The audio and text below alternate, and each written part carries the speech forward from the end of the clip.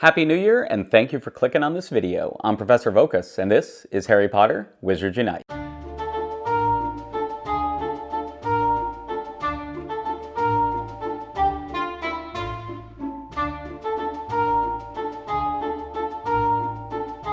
Hello, Professor. I didn't see you there.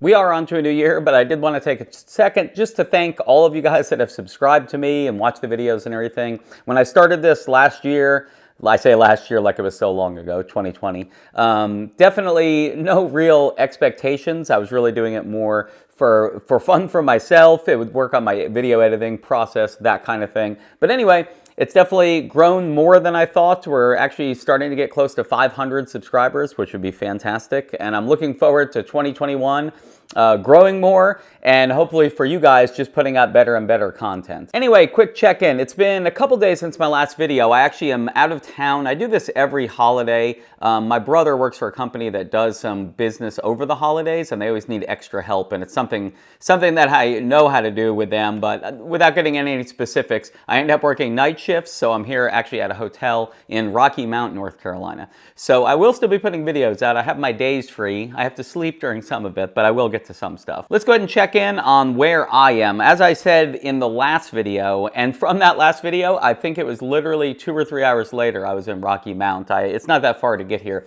but I literally finished that video, traveled here, and actually edited that last video while I was here. But I did finish a lot of things. They use master notes for sure because I've been brewing just constantly. So I get a dark detector for that. The potent extimula, you can see I've used 6. That's been 5 adversaries, 5 tougher adversaries that I actually used a potent.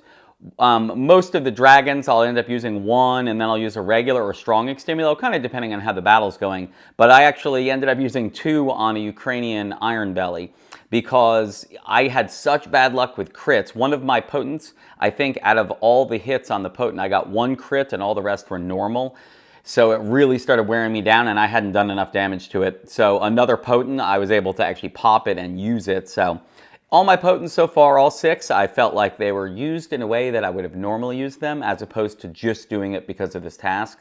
Even if the task wasn't here, I would have used them. And that's kind of been my strategy for how I want to do this. And then looking down, 9 Trolls Dancing, I've definitely seen a bunch of those.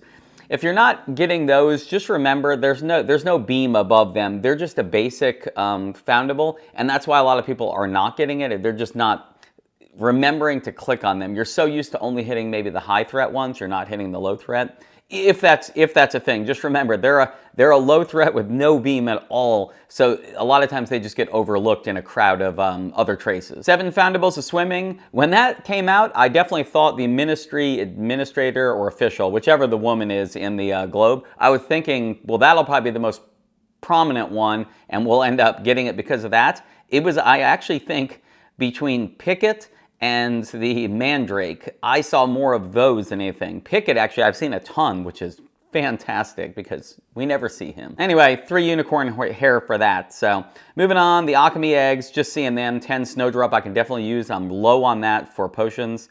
5 golden snitches. I was at 4 out of 5 last time you saw me, and I got that 5th one pretty quickly. And then Yule Ball Great Hall images in the registry. Again, not a real big deal to place those. There's so many of those spawns around. High threat too, which is nice.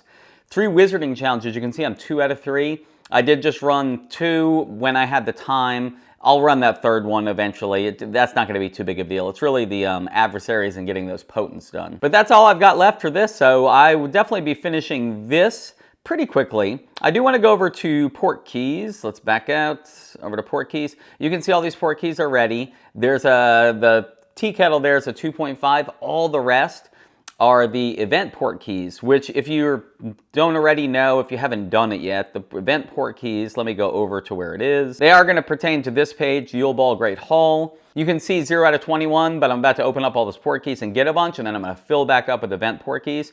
Because the good thing about this out-of-town job is we do a lot of walking. So as long as I open up my phone and remember to check, port keys keep opening, and I'll just put a new one in, and I'll end up walking a ton during this event, and really it's going to be the main drive kind of from here on out. Also, see 22 out of 22 on Fred and Angelina. I'm going to go ahead and place that image now, which was the last green star I needed, which if you look at this page, they were the last green star I needed, not some of the other harder ones, which is funny. So All right, a rank up.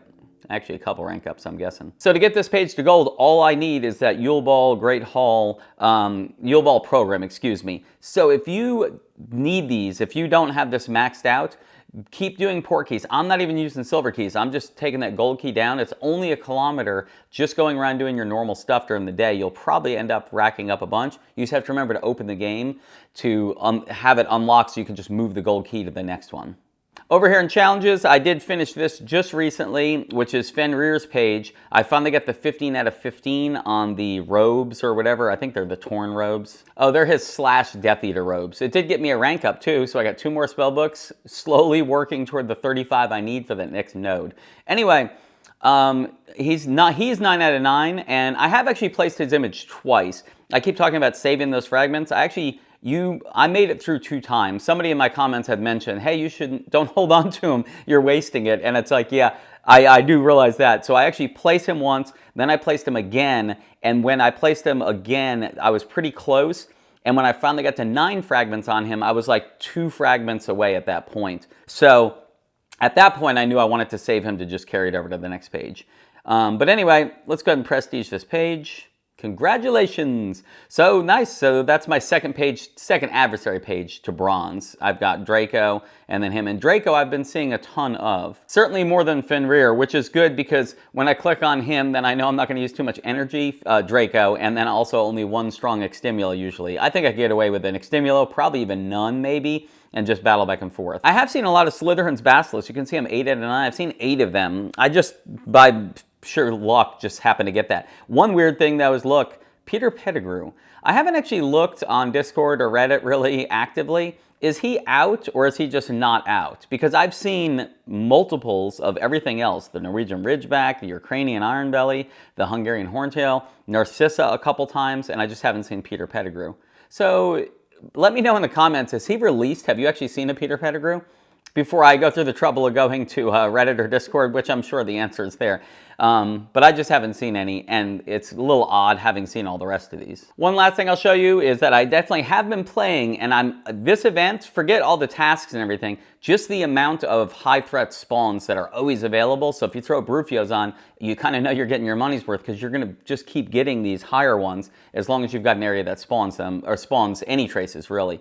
But you can see I'm at 661,000 out of 750,000, so I'm less than 100 away from leveling up, which really means I feel like my next major session, I bet I will level up when I'm actually put a Brufios on and just am playing and have nothing else going on, which will most likely be tomorrow. Tomorrow I do plan to go out to a park. If you were watching my videos about 6 months ago, it's a park that I went to a couple times. It's here in Rocky Mount, North Carolina. It's a nice lake with a trail around it. It's pretty cool looking. There's a lot of cool artwork around it. That was one thing I kind of highlighted 6 months ago in the video about this. I definitely plan on that session being more like a proper session where I'm grinding a little more with a Brufios on, a tonic if necessary, if I'm not getting a lot of traces. But as I recall, it had a decent amount of traces.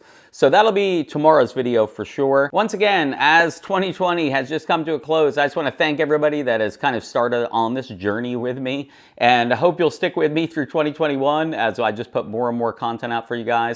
And hopefully keep making my way toward level 60. As always, thank you guys for watching this video, and I will see you guys tomorrow. Nox.